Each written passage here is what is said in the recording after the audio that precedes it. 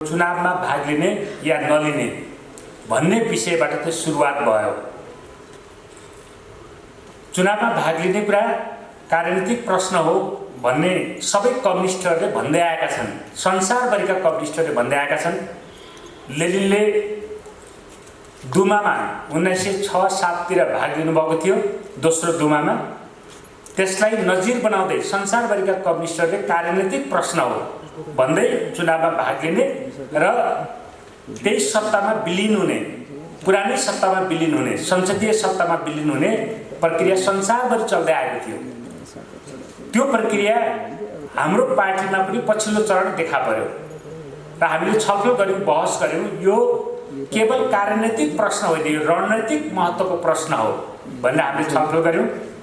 साथीहरूले के भन्नुभयो भन्दा यो नितान्त राजनीतिक प्रश्न हो, जे गर्दा पनि हुन्छ भन्ने उहाँको धारणा थियो। र हामीले के भन्यौं भन्दाखेरि चुनावको प्रश्न रणनीतिक महत्त्वको प्रश्न भएको कारणले चुनावमा भाग लिनु या भाग लिनको लागि केन्द्रीय समितिको बैठकबाट निर्णय मात्रै गर्नुले पार्टीलाई संसदीय घेराभित्र लैजान्छ र हामीले संसदीय व्यवस्थालाई बदलेर वैज्ञानिक समाजवादी क्रान्ति गर्ने हाम्रो नैतिक अधिकार समाप्त हुन्छ। हामीले त्यसलाई भित्र पसेर गरिने सङ्घर्षबाट संसदीय व्यवस्थालाई मजबुत बनाउन त सक्छ, तर त्यसको अन्त्य गर्न सक्दैन भन्ने हाम्रो तर्क रह्यो र सैद्धान्तिक मान्यता बहस भयो। यो बहस विकास हुँदै जाने क्रममा दुई लाइन सङ्घर्षमा विकास भयो र अहिले एउटा चुनाव प्रस्त संसदवाद प्रस्त लाइन र एउटा क्रान्तिकारी लाइनको रूपमा यो विकास भयो। र यसले के गर्यो भन्दाखेरि हाम्रा विगतका अनुभवहरूलाई अथवा विगतका विषयहरूलाई पनि यसले चाहिँ उजागर गर्न पुग्यो। किनभने हामीलाई बहस त हाम्रो कार्यदिशामा थियो, एकीकृत जनक्रान्तिको कार्यदिशा जो भनिएको थियो। हाम्रो कार्यक्रमका हिसाबले र मूल कार्यदिशा हाम्रो वैज्ञानिक समाजवाद नै थियो। त्यो मूल कार्यदिशालाई एउटा सरल तरिकाले बुझाउनको निम्ति एकीकृत जनक्रान्तिको कार्यदिशा भनेर भनिएको थियो। तर त्यो बुझाइ अन्तमा तत्कालीन महासचिव विप्लवमा एउटा सार सङ्ग्रहवादी प्रकारको देखा पर्यो त्यो। किनभने तमाम अनुभवहरूबाट, जस्तो कमेन्टले अघि नै राखिसक्नु भएको छ, सैद्धान्तिक हिसाबले सार सङ्ग्रहवादी, राजनीतिक हिसाबले अस्पष्टता, जुझारु अर्थवाद, यी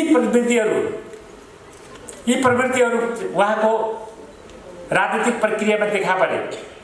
अत्यन्तै सङ्कीर्ण प्रकारको रोमान्टिक एउटा पेटी बुर्जुवा रोमान्टिसिजम उहाँको चाहिँ देखा पर्यो, जसको कारणले हामीले स्पष्ट गर्यौँ कि उहाँसँग बसेर छलफल गरिकन समय बिताउनु भनेको क्रान्तिको निम्ति समयलाई पछाडि धकेल्नुहुन्छ। र उहाँको कस्तो देखियो छलफल गर्दै जाने क्रममा भन्दाखेरि उग्र वामपन्थी खोलभित्र दक्षिणपन्थी अवसरवाद लुकेको हामीले देख्यौँ। कुरा चाहिँ चर्को प्रकारको गर्ने, सङ्घर्ष ठुला प्रकारका सङ्घर्षका कुराहरू गर्ने, तर त्यो सङ्घर्षको कहाँ लैजाने, त्यसले जनतालाई के दिने भन्ने कुराको कुनै तालमेल चाहिँ नहुने। यो समस्या, किनभने सङ्घर्षले जनतालाई मद्दत गर्नुपर्छ, जनताको जीवनमा परिवर्तन ल्याउनको लागि त्यसले मद्दत गर्नुपर्छ, क्रान्तिको जीवनमा परिवर्तन ल्याउनको लागि त्यसले मद्दत गर्नुपर्छ, समाजलाई रूपान्तरण गर्नको लागि मद्दत गर्नुपर्छ सङ्घर्षले। तर त्यो सङ्घर्ष कस्तो हुने भन्दाखेरि सङ्घर्ष गर्दै जाँदाखेरि पार्टीको विरुद्धमा खडा हुने प्रकारको स्थिति पैदा हुने, पछिल्लो चरणमा आउँदाखेरि त्यस्तो प्रकारको हुने, यस्तो वितण्डतावाद भन्छ त्यसलाई, यो खालको स्थिति पैदा भएपछि र खास गरिकन हामीले जति भित्र छलफल बहस सङ्घर्षद्वारा पार्टीलाई रूपान्तरण गर्ने, नेतृत्वलाई रूपान्तरण गर्ने र देशलाई क्रान्तिको बाटोमा नेतृत्व गर्ने जो हामीले प्रयत्न गरिरहेका थियौँ, त्यो प्रयत्न पछिल्लो चरणमा आएर समाप्त भएर हामीले एउटा राष्ट्रिय भेला गऱ्यौँ, सबै कम्रेडर अनि बहस गऱ्यौँ केन्द्रीय समितिमा बहस गरिसकेपछि त्यो बहसमा अत्यधिक कम्रेडरले विप्लवले प्रस्तुत गर्नुभएको प्रस्ताव चाहिँ खारेज गर्नुभयो। जस्तो उहाँको प्रस्तावमा के थियो भन्दाखेरि चुनावमा भाग लिनुपर्छ, चुनावको उपयोग गर्नुपर्छ भन्ने प्रस्ताव थियो। हामीले के भनेको थियो भने अहिले चुनावको उपयोग गर्नु पनि गलत हुन्छ र चुनावको बहिष्कार गर्नु पनि गलत हुन्छ। उहाँहरू के भन्नुहुन्थ्यो, बहिष्कार गर्दाखेरि पहिलेको बहिष्कारभन्दा धेरै ठुलो धमाका दिएर बहिष्कार गर्नुपर्छ, धेरै ठुला ठुला विस्फोटहरू त्यो प्रकारको गर्नुपर्छ भन्ने प्रकारको अझ त्योभन्दा बातीका कुराहरू गर्नुहुन्थ्यो। हामीले के भन्यौँ भन्दाखेरि त्यो दुईटै कुरा गलत हुन्छ। अहिले बहिष्कार गर्ने कुरा पनि गलत हुन्छ जुन पहिलेको प्रकारको, र अहिले चुनावमा भाग लिनु, दुईटै कुरा अहिले हाम्रो पार्टीको निम्ति, हाम्रो पार्टीको जीवनमा एउटै सिक्काको दुईटा पाटा जस्तो हुन्छ त्यो। तर पनि फेरि पनि तुलनात्मक हिसाबले चुनावमा भाग लिनु भनेको पार्टीलाई पूर्ण रूपले लिक्विडेट गर्नु, त्यसलाई विसर्जन गर्नुहुन्छ भने बहिष्कार गर्ने कुराले पार्टीलाई जनताबाट अलग थलग पारे पनि सही चाहिँ त्यो प्रकारको हुन्छ। त्यसकारणले बहिष्कार गर्नु नै सही हुन्छ तुलनात्मक हिसाबले, तर पूर्ण रूपले सही हुँदैन। त्यसकारणले बिचको बाटो अपनाउनुपर्छ भन्ने हाम्रो तर्क थियो र हाम्रो दृष्टिकोण थियो।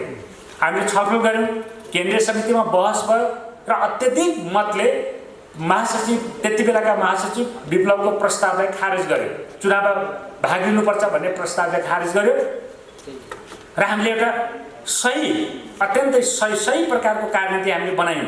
त्यो भनेको के भने पार्टी चुनावमा नजाने, पार्टी दर्ता नगर्ने भनेर हामीले कार्यनीति बनायौँ। अनि यो साम्राज्यवाद विरोधी, यो एमसिसीको विरोध गर्ने, प्रतिक्रियावादी सत्ताको विरोध गर्ने, व्यथिति, अन्याय, अत्याचार, भ्रष्टाचार यसको विरोध गर्ने र समाजको रूपान्तरणको निम्ति प्रतिबद्ध रहने त्यस्ता व्यक्तिहरूलाई पार्टीले सहयोग गर्न सकिने भनेर हामीले नीति बनायौँ। तर त्यो नीति बनाएको, त्यो नीति एकमतले पास भयो। तर त्यो नीति बनाएको 4 दिनपछि, त्यो निर्णय गरेको 4 दिनपछि महासचिवले त्यसलाई उल्लङ्घन गर्नुभयो र उहाँले तत्कालीन महासचिव विप्लवले त्यसलाई उल्लङ्घन गर्नुभयो र उहाँले के कुरा भन्नुभयो त भन्दाखेरि मेरो नीति भनेको त चुनावमा नै जाने थियो, पार्टी दर्ता गर्ने कुरो त प्रवक्ताले गर्नुभएको थियो, महासचिवले भन्नुभएको थिएन।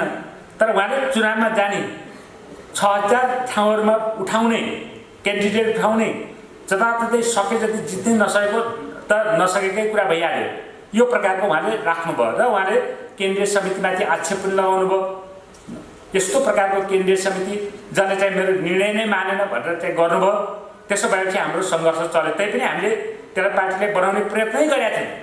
तर जब त्यहाँबाट प्रशिक्षणबाट 18 गतिको चैत्र 18 गतिको प्रशिक्षणबाट आइसकेपछि प्रवक्ता पार्टीको निर्णयका विरुद्ध, पार्टी चुनावमा नजाने को विरुद्ध पार्टी दर्ता गर्नको निम्ति प्रयत्न गर्ने, गठबन्धन गर्नको लागि प्रयत्न गर्ने, यो पार्टीको निर्णयका विरुद्ध जब उहाँहरू जानुभयो र केन्द्रीय समिति जस्तो पार्टी चुनावमा नजानेको तात्पर्य त स्वाभाविक रूपले सरल तरिकाले बुझ्ने कुरा के हुन्थ्यो, केन्द्रीय समितिका सदस्यहरू, जिल्लाका सदस्यहरू, जिल्लाका पदाधिकारी, केन्द्रीय समितिका पदाधिकारी चुनावमा नजाने कुरा हुन्थ्यो।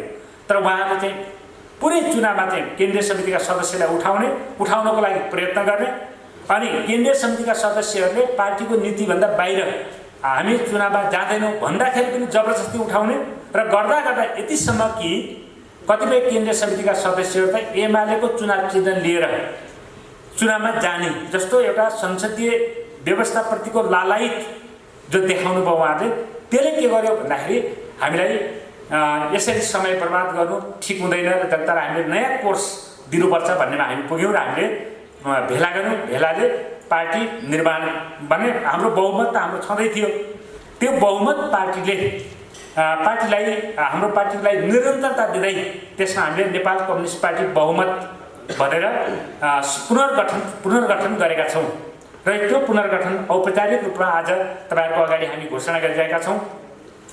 अब संक्षेपमा यो पार्टीको कार्यदिशा हामीले वैज्ञानिक समाजवादी क्रान्ति सम्पन्न गर्ने हाम्रो मूल कार्यक्रम हुन्छ, त्यो नै हाम्रो कार्यदिशा हो। त्यो कार्यदिशालाई पुरा गर्नको निम्ति हामीले कार्यनीतिका रूपमा अहिले स्वाधीन संयुक्त सरकार,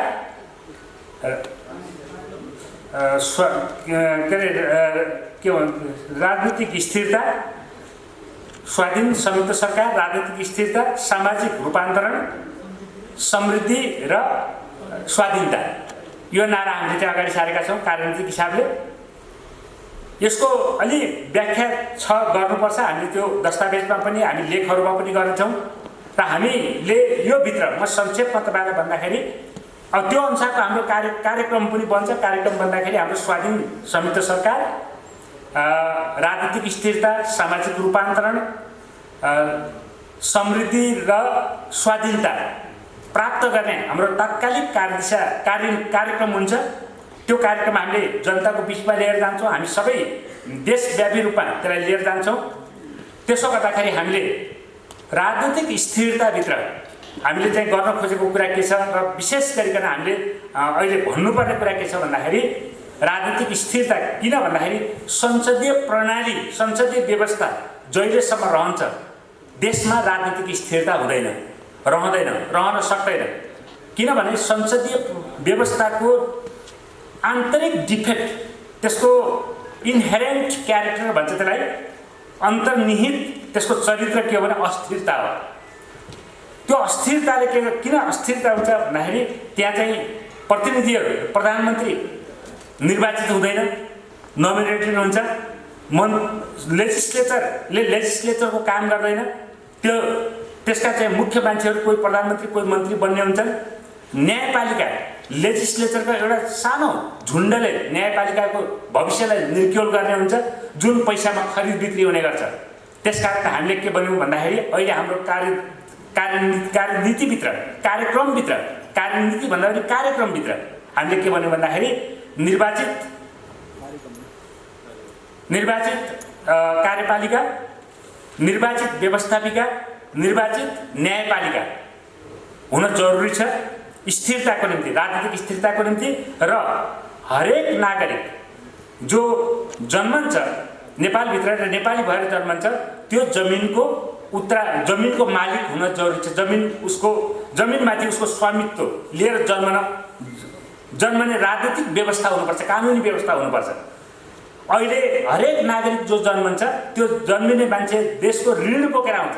अहिले 53,000 रुपियाँ बराबरको ऋण देशमा परेको छ। त्यो ऋण बोकेर आउँछ। हरेक मान्छे जन्मने बित्तिकै कङ्गाल बनेर जन्मन्छ। तर हामीले यो प्रकारको राजनीतिक व्यवस्था संवैधानिक हिसाबले स्थापित हुन जरुरी छ। जो हरेक नागरिक जो जन्मन्छ त्यो जमिनको मालिक भएर जन्मन पाउनुपर्छ।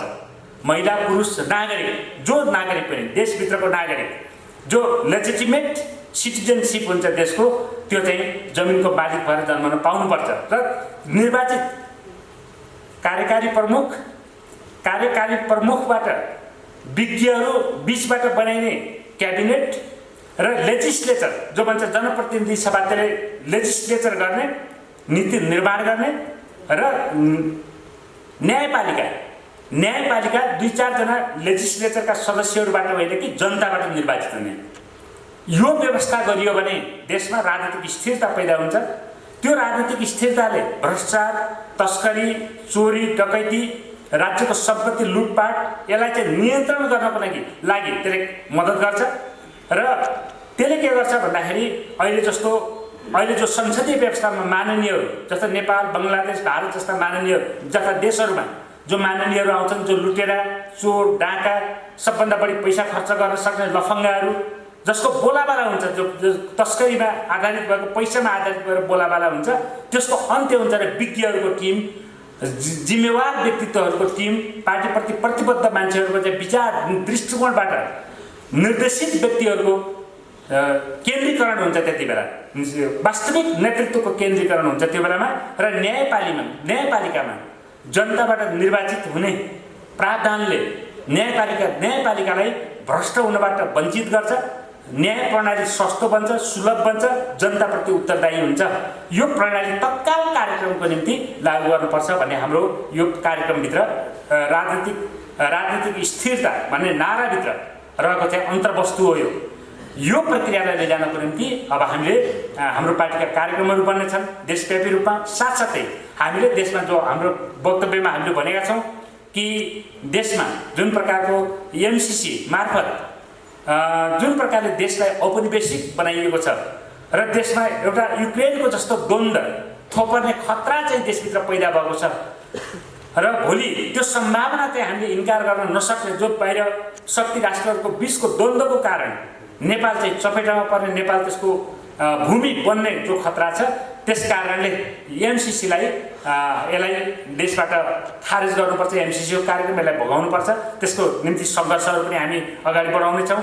साथसाथै हामीले कम्युनिस्ट पार्टीलाई एउटा वास्तविक कम्युनिस्ट पार्टी, एउटा सिद्धान्तनिष्ठ कम्युनिस्ट पार्टी, एउटा जुझारु अग्रदस्ता र जनताको क्रान्तिको निम्ति नेतृत्व गर्ने, नेपालको आर्थिक रूपान्तरण, सामाजिक रूपान्तरण सबैको नेतृत्व गर्ने एउटा जुझारु अग्रदस्ताको रूपमा हामी अगाडि बढाउनेछौँ। र हामीलाई के आशा छ भने अब नेपालमा नेपाली कम्युनिस्ट आन्दोलनमा फुट र विभाजनको श्रृङ्खलालाई अन्त गरेर क्रान्तिकारीहरूको एकताको श्रृङ्खलाको सुरुवात होस् भन्ने हामी चाहन्छौँ।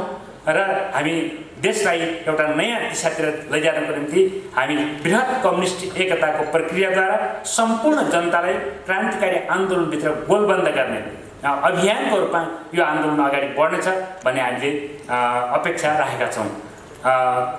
पत्रकार साथीहरू, यति भन्दै मेरा भनाइहरू यहाँ टुङ्ग्याउन चाहन्छु। तपाईँहरूका केही जिज्ञासा भयो भने म यसको जवाब दिनेछु। फागुनमा गत वर्ष 3 कुनै सहमति भएको थियो। त्यो सहमति अब तपाईँहरूको पार्टीले अपनत्व लिएर अगाडि फेरि सरकारसँग वार्ता गर्छ गर्दैन, त्यो के हुन्छ स्पष्ट पार्नु? त्यो गरिन्छ। हामीले केन्द्रीय सदस्य हुनुहुन्छ, उहाँकै नेतृत्वमा हामीले फेरि सरकारसँग छलफल गर्ने, हाम्रा बन्दीहरूलाई रिहाई गर्ने, राजनीतिक समस्या समाधान गर्नको निम्ति छलफल चलाउने भन्ने जो बुँदा छ त्यसको सुरुवात गर्नको लागि हामीले पहल गर्छौँ। त्यसको अपनत्व पनि हामीले लिन्छौँ। क्रान्ति भनेको युद्ध चाहिँ होइन, युद्ध त्यसको साधन मात्रै हो। त्यसकारणले जो आतङ्कित हुने त्यो खालको कुरा गर्नुभएको छ, हामीले त्यो त एउटा साधनको कुरा मात्रै हो। परिवर्तन भनेको, क्रान्ति भनेको परिवर्तन हो। हामीले भने क्रान्ति के को निम्ति भन्दाखेरि आर्थिक, राजनैतिक, सामाजिक, सांस्कृतिक परिवर्तनको लागि। त्यसको निम्ति हामीले जो अन्तर्वस्तुको कुरा गरेका छौँ त्यो अहिले जनतालाई आकर्षित गर्नुपर्ने, जनताको जल्दोबल्दो विषय र त्यो सम्बोधन गर्नको लागि अपनाउनु पर्ने तात्कालिक विषयलाई हामीले सम्बोधन गरेका छौँ। मलाई लाग्छ त्यो अब छिट्टै हामीले यसलाई बिस्तारै छलफल बहसहरू गर्दै गएपछि जनताले त्यो कुरा बुझ्छन् र त्यसमा तपाईँले भन्नुभएको जस्तो जनता आकर्षित हुने स्थिति पैदा हुन्छ। नमस्कार, मेरो नाम विनोद देवकोटा हो। म केन्द्रीय सदस्य हुनुहुन्छ, उहाँकै नेतृत्वमा हामीले फेरि सरकारसँग छलफल गर्ने, हाम्रा बन्दीहरूलाई रिहाई गर्ने, राजनीतिक समस्या समाधान गर्नको निम्ति छलफल चलाउने भन्ने जो बुँदा छ त्यसको सुरुवात गर्नको लागि हामीले पहल गर्छौँ। त्यसको अपनत्व पनि हामीले लिन्छौँ। क्रान्ति भनेको युद्ध चाहिँ होइन, युद्ध त्यसको साधन मात्रै हो। त्यसकारणले जो आतङ्कित हुने त्यो खालको कुरा गर्नुभएको छ, हामीले त्यो त एउटा साधनको कुरा मात्रै हो। परिवर्तन भनेको, क्रान्ति भनेको परिवर्तन हो। हामीले भने क्रान्ति के को निम्ति भन्दाखेरि आर्थिक, राजनैतिक, सामाजिक, सांस्कृतिक परिवर्तनको लागि। त्यसको निम्ति हामीले जो अन्तर्वस्तुको कुरा गरेका छौँ त्यो अहिले जनतालाई आकर्षित गर्नुपर्ने, जनताको जल्दोबल्दो विषय र त्यो सम्बोधन गर्नको लागि अपनाउनु पर्ने तात्कालिक विषयलाई हामीले सम्बोधन गरेका छौँ। मलाई लाग्छ त्यो अब छिट्टै हामीले यसलाई बिस्तारै छलफल बहसहरू गर्दै गएपछि जनताले त्यो कुरा बुझ्छन् र त्यसमा तपाईँले भन्नुभएको जस्तो जनता आकर्षित हुने स्थिति पैदा हुन्छ। नमस्कार, मेरो नाम विनोद देवकोटा हो। म नाम यहाँले नेपाल कम्युनिस्ट पार्टी बहुमत राख्नु भएको छ। अनि केन्द्रीय समिति बैठकको कुरा पनि भयो तत्कालीन अवस्थामा, एकीकृत हुँदाखेरिको अवस्थामा त्यहाँ चाहिँ विचारमा बहुमत भएको भएर बहुमत राख्नु भएको कि अहिलेको अवस्था चाहिँ के हो? तत्कालीन कमिटीमा यहाँ जतिजना हुनुहुन्थ्यो, यो पार्टी पुनर्गठन पछि यहाँको त्यो कमिटीका आधारमा अहिले कतिजना हुनुहुन्छ? एउटा प्रश्न। अर्को, हुन त निर्वाचन आयोगमा दर्ता नभए र संविधान अन्तर्गत पनि नगा भएर आधिकारिकताको प्रश्न त नहोला, तर तत्कालीन अवस्थामा पार्टीमा हुँदाखेरि यहाँको केही भौतिक सम्पत्तिहरू थियो होला, जस्तो पार्टीको कपिलवस्तुतिर के सम्पत्तिहरू भएको मैले सुनेको थिएँ। त्यो बारे चाहिँ यहाँको के हुन्छ धारणा? त्यो चाहिँ कसको हुन्छ? तत्कालीन पार्टीको हुन्छ कि यहाँको हुन्छ कि, अथवा यहाँले दाबी गर्नुहुन्छ कि गर्नुहुन्न? त्यसलाई कसरी म्यानेज गर्नुहुन्छ? अलिकति प्रश्न पार्नु होला। हामीले 10 बजे भन्दा हाम्रो अलि 11 बजे, किनभने हामीले यो बिहानै किन गर्नु पऱ्यो भन्दाखेरि यहाँ तुरुन्तै फेरि चुनावको कारणले कार्यक्रम रहेछ, हाम्रो हल पनि पाइएन।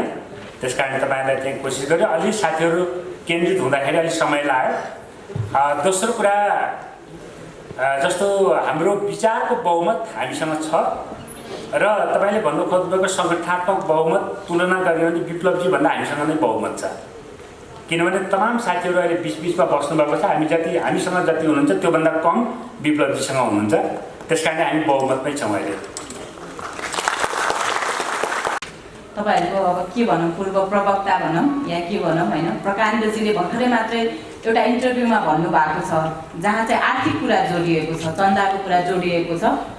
तपाईसँग आबद्ध भएको एकजनालाई उहाँले भन्नुभएको छ 50 लाख अन्नपूर्णको कजमा 50 लाख चाहिँ उहाँले इनामिना गर्नुभएको छ, हामीले होइन, जसको चाहिँ म त्यहाँको संयोजक नै थिएँ भनेर भन्नुभएको छ। अब यसरी पछिल्लो समय आर्थिकको कुराहरू आउँदै गर्दाखेरि पनि या तपाईहरु फुट्दै गर्दाखेरि पनि तपाईहरुलाई कुन रूपले या कसरी जनताले चाहिँ विश्वास गर्ने?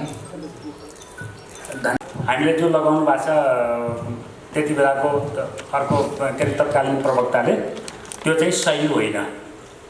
त्यो सही होइन किनभने उहाँ चाहिँ संयोजक भएर यदि गर्नुभएको छ भने उहाँलाई नै थाहा होला त्यो विषय, त्यो आर्थिक कारोबारको विषयमा उहाँले चाहिँ गर्नुभएको छ भने होइन, त्यो हामीसँग त्यो सम्बन्धित छैन।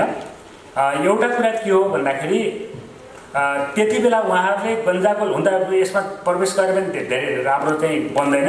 यो गोबरमा हानेर खप्परमा छिटा भन्ने एउटा नेपाली उखान छ, आफ्नै टाउकोमा छिटा पर्ने हुन्छ गोबरमा हान्यो भने। त्यो कुरा चाहिँ के हो भन्दाखेरि उहाँहरूले चाहिँ त्यसको केही गर्नुभएको थियो, के विषयमा गर्नुभएको थियो, त्यो एउटा स्थितिमा यस्तो आयो कि उहाँहरूले ल्याएको केही पैसा राखिदिनुपर्ने स्थिति पैदा भयो। त्यो पैसा त्यहाँ उठाएको पनि होइन, त्यहाँ गएर लिएको पनि होइन, उठाउने कुरामा पनि हाम्रो कुनै संलग्न, हाम्रो कमरेडहरूको कुनै संलग्न छैन। त्यस कारणले त्योसँगको हिसाब चाहिँ उहाँहरूसँगै छ, त्यो हामीसँग चाहिँ त्यो छैन। जसलाई हामीले यो सार सङ्ग्रहवादी कार्यदिशा भनेका छौँ, हामीले भनेको हाम्रो कार्यदिशा अहिले वैज्ञानिक समाजवादी क्रान्ति सम्पन्न गर्ने कार्यदिशा हो हाम्रो। त्यहाँ फरक भइहाल्यो र उहाँहरूले चाहिँ जुन कुरा चाहिँ भनिराख्नु भएको छ अहिले, जस्तो 30 गतेसम्म चुनावको मुद्दा हो, 30 गतेपछि हामी फर्काउँछौँ भन्नुभएको छ। त्यो कुरामा हामीलाई कुनै शङ्का छैन, उहाँहरू 30 गतेपछि फर्काउनुहुन्छ र उहाँले हामी चुनावमा जाँदैनौँ भन्ने कुरा पनि भन्नुहुन्छ। तर उहाँहरूले चाहिँ यो कुरा मेट्न सक्नुहुन्न कि हुन त हामीले ठाउँ त बनाएकै छौँ, किनभने पार्टी चुनावमा नजाने भने त चुनाव पार्टी त बचेकै छ अहिले। उहाँहरूले आत्मालोचना यताउता गरिकन उहाँले शुद्धिकरण गर्न त सक्नु होला भोलि गएर। तर उहाँहरूले जब महासचिव र प्रवक्ताले जुन प्रकारले पार्टीको नीतिलाई उल्लङ्घन गरेर चुनाव परस्त भएर जानुभएको छ, त्यो सजिलै साफ हुने कुरा छैन र जनताले बुझ्दाखेरि उहाँहरूले संसदवादी पार्टी भनेर बुझ्छन् र नीतिगत हिसाबले उहाँहरू संसदवादमा गइसक्नु भएको छ। कुरा के गर्ने भन्ने कुराको खास औचित्य चाहिँ बन्दैन। नेपालका कम्युनिस्ट पार्टीहरूको एउटा इतिहासलाई हेर्ने हो भने तपाईँहरू नै जनयुद्धबाट आएका 10 वर्ष जनयुद्ध र अहिलेसम्म आइपुग्दा 10 वर्ष जनयुद्धमा पनि व्यापक सांस्कृतिक विचलनहरू भयो, आर्थिक अनियमितताका कुराहरू भयो, जहाँ सर्वहारा वर्ग गरिबका मजदुरका छोराछोरीलाई लडाएर उनीहरूलाई मारेर जुन किसिमको सत्ता प्राप्ति गर्ने खेल भयो र ती नेताहरू मोटाए। सांस्कृतिक विचलनसहित, आर्थिक अनियमिततासहित, ब्याङ्क लुटेका पैसा, चन्दा लिएका पैसा, हरेक कुराहरू छ देशमा। र विप्लवले नेतृत्व गरिरहँदा पनि सांस्कृतिक विचलनका कुराहरू तपाईँहरूले भनिरहनु भएको छ, आर्थिक अनियमितताका कुराहरू भनिरहनु भएको छ।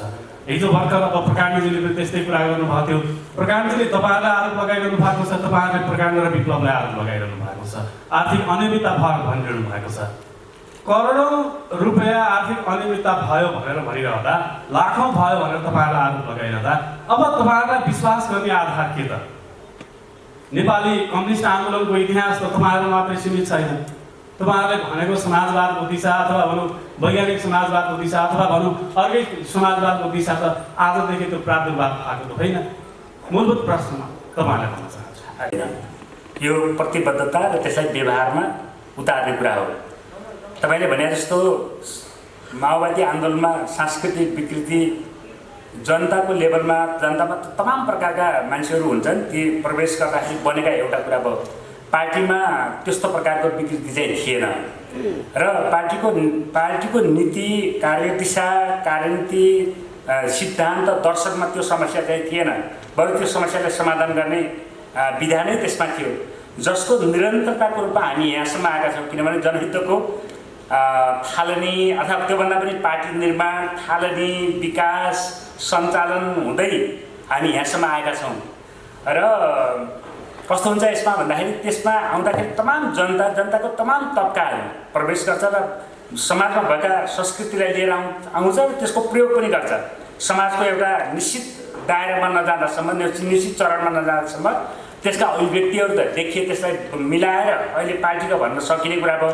अहिले हाम्रो पार्टीमा अथवा विप्लवी सङ्गीत हुँदाखेरिको हाम्रो पार्टीमा त्यति बेलाको पार्टीमा देखिएका कुरा पनि तिनी हुन्, हामीले गरेका कुरा त्यो होइन। हो, तपाईँले भने जस्तो केही माथि ती कुरा किन उठ्या छन् त भन्दाखेरि कहीँ न कहीँ भएका छन्, त्यस कारणले उठ्या छन्। त्यही कारण हामी त्यस्ता प्रकारका प्रवृत्तिहरूको निषेध गर्न चाहन्छौँ र त्यो निषेधको अभिव्यक्ति हाम्रो पार्टी हो यो। र भविष्यमा यो स्थिति हामीले चाहिँ एकछिन भविष्यमा देखिने छैन, किनभने त्यो प्रति हामी तपाईँप्रति प्रतिबद्ध हुन चाहन्छौँ। र हामीले पनि यो अभिव्यक्त पहिले पनि गरेका थियौँ। यो प्रश्नहरू हामीले विप्लवजीसँग पार्टी बनाएर किरणजीबाट अलग भएर पार्टी बनाउँदाखेरि पनि यो प्रश्नहरू आउँथे। अनि किरणजीसँग पार्टी बनाउँदाखेरि प्रचण्डबाट अलग भएर आउँदाखेरि पनि आउँथे र हाम्रो जवाब यही हुन्थ्यो त हामी तपाईँसँग जस्ताको तस्तै छौँ, आएका विकृतिहरूलाई त हामीले फाल्दै आएका छौँ र हामी नयाँ ठाउँमा छौँ र हामी तपाईँलाई फेरि पनि के कुरा विश्वस्त दिलाउन चाहन्छौँ भने भविष्यको गर्भमा रहेका कतिपय कुराहरूलाई अहिले अनुमान गर्न त सकिँदैन, तर हामी सैद्धान्तिक हिसाबले, राजनैतिक हिसाबले, दार्शनिक हिसाबले, सबै हिसाबले के कुरामा प्रतिबद्ध छौँ भने यो प्रकारको विकृति हाम्रो पार्टीमा आउने छैन। अहिले जो राष्ट्रघातीहरू छन् व्यवस्थाभित्र, यदि समाजवादी व्यवस्था भयो भने हामीले स्थापित गऱ्यौँ, तपाईँ हामी सबै लागेर यो देशको संसदीय दलाल पुँजीवादी व्यवस्थालाई अन्त्य गरेर त्यसको ठाउँमा वैज्ञानिक समाजवादी व्यवस्था स्थापना गऱ्यौँ भने अहिले जो राष्ट्रघाती भनिने खालका मान्छेहरू छन् ती राष्ट्रघाती भनिने पनि राष्ट्रवादी भएर निस्कन सक्छन्। त्यो स्थिति पैदा हुन्छ। त्यस कारणले हामी गएर राष्ट्रवादी हुने नत्र राष्ट्रघाती हुने भन्ने चाहिँ होइन, नत्र हामी पनि जान सक्थ्यौँ नि त। हामीले व्यवस्था बदल्नुपर्छ, किन भन्यो त भन्दा यो व्यवस्थाभित्र हामी गयो भने हामी पनि त्यस्तै हुन्छौँ। किनभने प्रचण्डजीहरू त व्यवस्था बदल्नको लागि हामीसँगै सङ्घर्ष गर्नुभएको थियो, अरू साथीहरू पनि गर्नुभएको थियो। केपी ओलीकै कुरा गर्ने भन्यो भने उहाँले चाहिँ झापा आन्दोलन गर्दाखेरि त पञ्चायत बदल्ने मात्रै कुरा थिएन, समाजवादी स्थापना गर्ने, वैज्ञानिक समाजवादी स्थापना गर्ने नै कुरा थियो। तर उहाँहरू पञ्चायतमा प्रवेश गर्दै गएपछि अहिलेको केपी ओली बन्नुभयो, माधव नेपालजी पनि त्यही बन्नुभयो, प्रचण्डजी पनि त्यही बन्नुभयो। त्यस कारणले किन त्यस्तो भयो त भन्दाखेरि जुन व्यवस्थामा मान्छे जान्छ त्यो त्यही प्रकारको व्यवस्था बन्छ। त्यस कारणले हामीले लामो समयदेखि 2006 सालमा पार्टी स्थापना भएदेखि अर्थात् भन्नुहोस् अहिले 200 वर्षदेखि जति बेला कार्ल मार्क्सले घोषणापत्र लेख्नुभयो र त्यो घोषणापत्रका आधारमा एउटा चाहिँ उच्च प्रकारको सुसांस्कृतिक समाजको कल्पना गर्नुभयो र त्यसलाई व्यवहारमा लागू पनि भयो, त्यहाँदेखि नै हाम्रो युद्ध जारी छ, हामी लडिरहेका छौँ। अब जहाँसम्म त्यो हिसाबले चाहिँ के छ भने व्यवस्था बदलेपछि मान्छे बदलिने हुन्छ र खराब मान्छे पनि सुधार्न सकिने हुन्छ। अब जहाँसम्म तपाईँले अहिले भन्नुभयो यो हामीले जो प्रस्ताव गरेका छौँ अहिले त्यसको निम्ति यही व्यवस्थाभित्र जाने, जनताबाट अनुमोदित हुने कि नहुने भन्दा जनताबाट अनुमोदित हुने हो। तर कुन प्रकारको व्यवस्थामा भन्दाखेरि दलाल संसदीय व्यवस्थामा, दलाल पुँजीवादी संसदीय व्यवस्थामा अनुमोदित भएर यो काम गर्न सकिँदैन। यो व्यवस्थालाई भत्काएर मात्रै यो गर्न सकिन्छ। त्यस कारणले हाम्रो पहिलो शर्त के हो भने संसदीय व्यवस्थाको अन्त्य गरौँ, राजनीतिक स्थिरताको निम्ति अगाडि बढौँ भन्ने हो हाम्रो।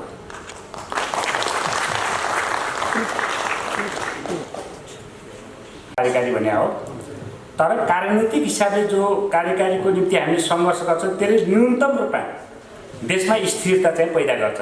यो कुरा हामीले गर्न खोजेको कुरा हो। अहिले तत्कालको निम्ति स्थिरताको निम्ति कार्यकारीको कुरा गरेका छौँ र त्यो कार्यकारी केवल कार्यकारीको मात्रै कुरा गरेका छैन। हामीले न्यायपालिका, व्यवस्थापिका, कार्यपालिका सबैको निर्वाचन त्यसको विशेष महत्त्व छ। त्यसमा हामीले आर्थिक जो राजनीतिक उपरिसंरचनाको कुरा भयो, आर्थिक आधारमा त्यसैमा जोड्ने कुरा के हो त भन्दाखेरि हरेक नागरिक जमिनको मालिक हुनुपर्छ। त्यो भए पनि के हुन्छ, हरेक नागरिक स्वाभिमान हुन्छ, सम्पत्ति सहित हुन्छ, अधिकार हुन्छ, स्वास्थ्य शिक्षामा उसको निःशुल्क प्रकारको ग्यारेन्टी हुन्छ, रोजगारीको ग्यारेन्टी हुन्छ, आवासको ग्यारेन्टी हुन्छ। कुनै पनि व्यक्ति सुकुबासी बन्नु पर्दैन र हरेक सक्षम नागरिकले इन्जिनियर, डक्टर, पाइलट अर्थात् यस्तो कुनै पनि सक्षमले उसले देशभित्र उद्यम गर्नु पर्यो भने अहिलेको जस्तो सम्पूर्ण सम्पत्ति कोल्याटरल गर्नुपर्ने त्यो स्थिति पनि हुँदैन। यसका धेरै कुराहरू छन्। त्यो कारणले हाम्रो सेटमा त्यो छ।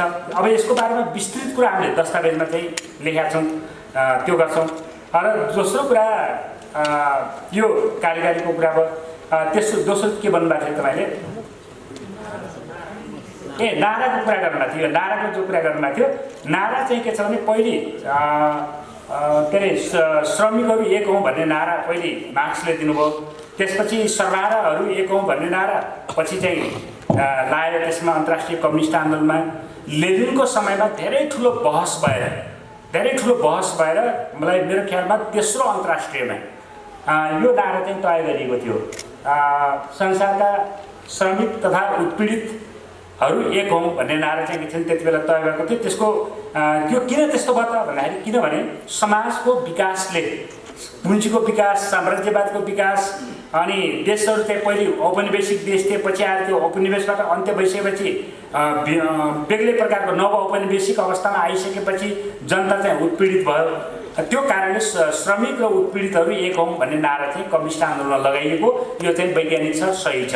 र अहिले पनि हामीले जुन अन्तर्राष्ट्रिय परिस्थितिको हामीले व्याख्या गरेका छौँ हाम्रो दस्तावेजमा, त्यो व्याख्या अनुसार अहिले हाम्रो के छ भन्दाखेरि अन्तर्विरोध, साम्राज्यवादी चारवटा पाँचवटा अन्तर्विरोधहरूको बिचमा साम्राज्यवाद र उत्पीडित जनताको बिचको अन्तर्विरोध प्रधान हो भनेको छौँ हामीले। त्यो साम्राज्यवाद र उत्पीडित जनताहरू भन्दाखेरि संसारभरिको उत्पीडित जनता, अहिलेको ग्लोबलाइज एउटा चाहिँ छ नि जुन स्थिति छ साम्राज्यवादको, त्योभित्र संसारभरिको उत्पीडित जनता संसारका एकाधिकार पुँजीपतिहरूको गठबन्धनबाट चाहिँ उत्पीडित छ। त्यो उत्पीडनको माने के हुन्छ भने संसारभरका क्रान्तिकारीहरूले अन्तर्राष्ट्रिय कम्युनिस्ट आन्दोलन मार्फत सशक्त प्रकारले सङ्घर्ष गर्नुपर्छ, संसारलाई समाजवादमा बदल्नुपर्छ भन्ने माने हुन्छ। यसमा यो चाहिँ शिकार भनेको सत्ता भयो, हात्ती बनेको, र हामी अहिले कम्युनिस्ट पार्टी भनेको बाघ हो, त्यसको अहिले त्यसलाई ढाल्नुपर्ने छ। त्यसको कार्यनीति के हुन्छ भने घाँटीमा समात्ने हुन्छ, हामी त्यसैमा फोकस गरिरहेछौँ। तर तपाईँले व्याख्या गर्नुभयो जस्तै यो कसरी प्राप्त हुन्छ त भन्दा तपाईँले जे व्याख्या गर्नु त्यो सही हो, त्यही मार्फत नै हुने हो। त्यो त्यस कारणले हामीले के भनेको छौँ, जनदबाव भनेको छौँ हामीले। जनदबाव यो कसरी प्राप्त हुन्छ भन्दा जनदबावबाट हुन्छ, जनताको दबाव। त्यो जनदबावभित्र के हुन्छ भन्दाखेरि जनसङ्घर्ष हुन्छ, जनप्रतिरोध हुन्छ, आम सशस्त्र विद्रोह हुन्छ त्योभित्र। त्यस कारणले यसको अन्तर सम्बन्धित विषयहरू छन् त्योभित्र, त्यो तरिकाले जान्छ, त्यो कुरा हो। अनि अर्को के भन्नुभएको थियो लास्टमा? एकीकृत जनयुद्ध भन्दा जनयुद्ध र एकीकृत जनयुद्धमा हाम्रो अलिकति फरक छ। फरक भन्नाले हाम्रो परिभाषा चाहिँ छ, हामीले के भनेका छौँ भन्दाखेरि अहिलेको नेपालको रेभोल्युसन 10 वर्षसम्म हामीले शस्त्र युद्ध लड्यौँ, दीर्घकालीन जनयुद्धको सैन्य कार्यनीति अन्तर्गत, सैन्य कार्यदिशा अन्तर्गत हामीले 10 वर्षको जनयुद्ध लड्यौँ। र त्यो के को निम्ति लड्यौँ भने नयाँ जनवादी क्रान्तिको कार्यदिशा पुरा गर्नको निम्ति 10 वर्षको सैन्य कार्यदिशा अन्तर्गत लडाइँ लड्यौँ। त्यसले चाहिँ देशमा गणतन्त्र ल्यायो, गणतन्त्रसम्म आयो। त्यो गणतन्त्रसम्म आउँदाखेरि त्यसले देशभित्रका तमाम अन्तर्विरोधहरू समाधान गरेका छ। जस्तो उदाहरणको लागि भन्नुहोस्, महिलाको 33% प्रतिनिधित्व संसदमा हुनुपर्ने भन्ने पहिले थिएन त्यो कुरा। हामीले 50-51% भन्ने थियो हाम्रो पार्टीको त्यो बेलामा, नेपाल कम्युनिस्ट पार्टी माओवादीको 33% भन्ने भयो। मधेसी एउटा निश्चित पैमानामा सामेल हुनुपर्ने होइन, त्यस्तै जाति जनजातिबाट गर्नुपर्ने यी कुराहरू चाहिँ केही मागहरू चाहिँ पुरा भए होइन। पुरा भइसकेपछि त्यसले पुरा त भयो, तर अब सङ्घीयता, क्षेत्रीयता आदि इत्यादि कुराहरू पनि आयो, तर त्यसले वर्गीय समस्या पनि समाधान गरेन, आर्थिक रूपान्तरण पनि गरेन, र त्यसले आमूल परिवर्तन जो गर्नुपर्थ्यो त्यो चाहिँ गरेन। त्यसो भइसकेपछि गर्न सकेन, धेरै त गर्यो, गर्न सकेन। त्यो गर्दाखेरि के भयो त भन्दाखेरि पहिले जति जुन खालका अन्तर्विरोधहरू थिए त्योभन्दा फरक प्रकारको अन्तर्विरोध अहिले देशमा छन्। त्यो फरक प्रकारको अन्तर्विरोधलाई समातेर हामीले त्यसलाई बाँकी रहेको अन्तर्विरोध समाधान गर्नु छ। त्यसो गर्दाखेरि हाम्रो देशको अन्तर्विरोध के हुन्छ त अहिले भन्दाखेरि दलाल पुँजीवादी सत्ता र उत्पीडित नेपाली जनताको बिचको अन्तर्विरोध हुन्छ। त्यो अन्तर्विरोधलाई समाधान गर्नको निम्ति हामीले जे अहिले बनाएका छौँ त्यो चाहिँ सही प्रकारको छ। त्यसो गर्दाखेरि अब यहाँ छोटोमा व्याख्या विश्लेषण गर्दाखेरि हामीले तपाईँलाई अहिले अनमोल भए जस्तो लाग्यो होला, र कतिपय शब्द संयोजन पनि हाम्रो अभ्यस्त भएका भन्दा पनि हामीले अलिक नयाँ तरिकाले, नयाँ त नभनौँ, खास नयाँ चाहिँ होइन, तर पनि शब्द संयोजन हामीले अलिक भिन्न पाएको कारणले यसलाई चाहिँ समय लाग्यो अभ्यस्त हुनको लागि। हामी कन्फ्युज चाहिँ छैनौँ यसमा। हस् त्यो दुइटै चाहिँ होइन है। दोस्रो चाहिँ तपाईँले भन्नुभएको थियो यो एकीकृत जनयुद्ध, त्यो मैले अघि पहिलेको साथीले सोध्नु भएको थियो त्यो क्रममा चाहिँ त्यो विषय पनि आएको थियो। त्यसमा मैले भन्दै थिएँ, त्यसैमा थपाउँ भनेको थिएँ। त्यसैमा थप्दाखेरि के हो भन्दाखेरि हामीसँग अहिलेसम्म दुईवटा युद्धका नीतिहरू, दीर्घकालीन जनयुद्ध जसलाई हामीले रक्षात्मक नीति भन्छौँ र शस्त्र विद्रोह जसलाई लेनिनले विकास गर्नुभएको थियो त्यसलाई हामीले आक्रामक नीति भन्छौँ। त्यो दुईवटाको परिपूरक बनेर जो चाहिँ समाज रूपान्तरणको विकासमा जान्छ त्यसलाई एकीकृत जनयुद्ध भनेर भनिन्छ। त्यो कुरा चाहिँ हो। तेस्रो कुरा तपाईँले जो भन्नुभएको छ भोलि पनि यस्तो हुँदैन भन्ने, त्यस्तो हुँदैन। किनभने हामीले त्यो प्रकारको है वर्ग त्यो हुँदैन। तेस्रो कुरा त वर्ग विश्लेषणको कुरा छ। हामी महाधिवेशनको दस्तावेज हामी तयार गर्दैछौँ, त्यसमा हामीले मेहनत गरिकन नेपालको वर्ग विश्लेषण डिटेलमा हामी त्यहाँ गर्छौँ।